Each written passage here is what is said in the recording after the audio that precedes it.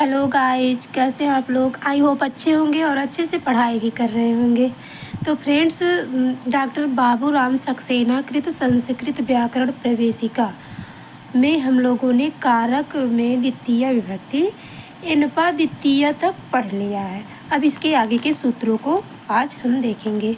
तो फ्रेंड्स, अगर आप चैनल पर नए हैं तो चैनल को सब्सक्राइब कर लीजिए, बेल आइकन भी प्रेस कर लीजिए ताकि टाइम से नोटिफिकेशन आपके पास ज़्यादा रहे। इसके पहले की वीडियो को अगर आपने नहीं देखा है, मैंने बहुत अच्छे से इसमें कारक एक एक सूत्र को अच्छे से मैंने समझाया है, बताया है। अगर आपके अनुरूप वो वीडियो हो, आपको कुछ भी उसमें पसंद आए तो एक लाइक और कमेंट के माध्यम से ज़रूर अवगत कराइएगा। तो चलिए देखते हैं अगला सूत्र। गत्यर्थ कर्मणि द्वितीया चतुर्थ्यो चेष्टायां मनध्वनि, यानी जब गत्यर्थक धातु यानी ऐसी धातुएं जिनका अर्थ जाना हो, जैसे मतलब गति करना हो, जाना हो, जैसे या, गम, चल, इड़ आदि का कर्म मार्ग नहीं रहता है और क्रिया निष्पादन में शरीर से व्यापार करना पड़ता है। यानी शरीर से व्यापार का कहने का मतलब उसमें मतलब शारीरिक क्रिया भी इंक्लूड रहता है। तो उस कर्म में द्वितीया या चतुर्थी होती है, द्वितीया या चतुर्थी, जैसे गृहम या गृहाय व गच्छति, यानी गृहम भी होगा और गृहाय भी। आगे है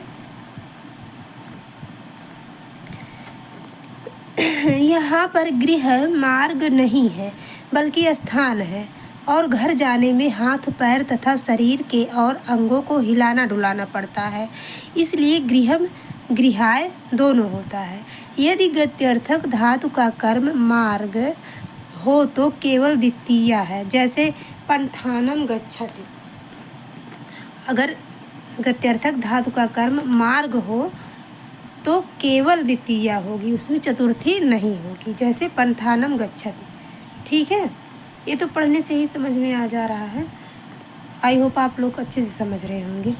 जहाँ शरीर से व्यापार नहीं करना पड़ता, शरीर से व्यापार नहीं करना पड़ता अर्थात शारीरिक क्रिया हमको नहीं करनी पड़ती, जहाँ पे वहाँ केवल द्वितीया होती है।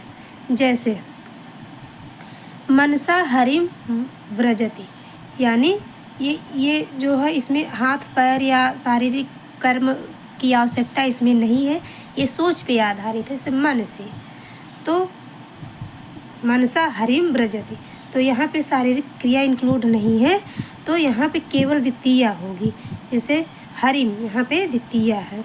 यहाँ पर हरि के पास मन के द्वारा जाता है, जिसमें जाने वाले को हाथ पैर अथवा शरीर का और कोई अंग नहीं हिलाना डुलाना पड़ता, एवं इसमें शरीर व्यापार नहीं होता, इसलिए चतुर्थी नहीं हो सकती।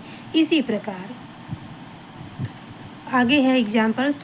नरपति हितकर्ता द्वेष्यताम याति लोके, तो ये याति जो है ये गत्यर्थक धातु है, तो इसलिए जो है इसमें द्वितीया है, द्वेष्यताम में द्वितीया है।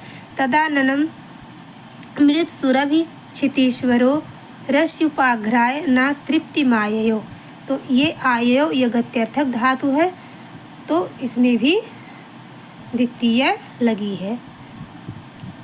विद्या ददाति विनयम विनया ददाति पात्रताम अस्वस्थामा किम ना याता है स्मृतिम ते, यहाँ से स्मृति है, बस सोचने का कार्य यहाँ पे हो रहा है, शारीरिक क्रिया का इसमें कोई काम नहीं है। और अगला है पश्चादुमाख्याम सुमुखी जगाम, तो जगाम भी जो है ये इसमें गत्यार्थक क्रिया नहीं है, मतलब इसमें हाथ पैर का काम नहीं है, शारीरिक क्रिया की चेष्टा नहीं है। अब आगे है अगला दूरांतिकार्थेभ्यो द्वितीया च, दूर और अंतिक, अंतिक माने निकट, तथा इनके समान अर्थ रखने वाले शब्दों में द्वितीया, तृतीया, पंचमी अथवा सप्तमी होती है। ये सूत्र बहुत ही इम्पॉर्टेंट है और इसको बहुत अच्छे से आप लोग देखिए। दूर, अंतिक यानी निकट तथा इनके समान अर्थ रखने वाले शब्दों में द्वितीया, तृतीया, पंचमी अथवा सप्तमी होती है। 4 विभक्तियाँ इसमें लगती हैं। जैसे ग्रामात, ग्रामस्य, वा, दूरम, दूरेड़, दूरात, दूरे, वा। ये जो ग्रामात ग्रामस्य है, इसके लिए आप पंचमी या षष्ठी में एक सूत्र पढ़ेंगे, वो मतलब इसका निर्धारण करता है। तो इसी के अनुसार चाहे आप ग्रामात लगा दीजिए चाहे ग्रामस्य, इसके साथ ये चारों विभक्तियाँ लगेंगी, चाहे तो दूरम, चाहे दूरेड़, चाहे दूरात, चाहे दूरे। जैसे हो गया वनस्य या वनाद के साथ अगर आप लगा रहे हैं तो अंतिकम, जैसे अंतिक मीन्स निकट हुआ तो इसका बनेगा द्वितीय अंतिकम, फिर तृतीय अंतिकेन, फिर पंचमी अंतिकात और सप्तमी अंतिके। इसी तरह से गृहस्य निकटम, तो निकटम, निकटेन, निकटात, निकटे, वा। ठीक है।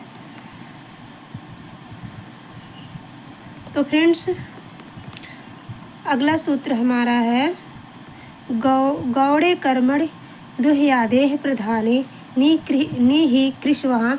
इस सूत्र को हम लोग कल देखेंगे, क्योंकि ज़्यादा हो जाएगा तो उतना अच्छे से समझ में नहीं आएगा। थोड़ा थोड़ा सूत्र पढ़ने से ज़्यादा अच्छे से कंठस्थ हो पाएगा। तो अगर आप चैनल पर नए हैं तो चैनल को सब्सक्राइब कर लीजिए। और एक बात, पिछली वीडियो को आप सीरियल वाइज ज़रूर एक एक करके देख डालिए, तभी आगे वाली विभक्तियाँ जो है आपको अच्छे से समझ में आएंगी। कारक एक महत्वपूर्ण टॉपिक है, इसको आप अगर अच्छे से समझे रहेंगे तो व्याकरण में आपको बहुत सरलता होगी। तो तब तक के लिए नमः संस्कृत है।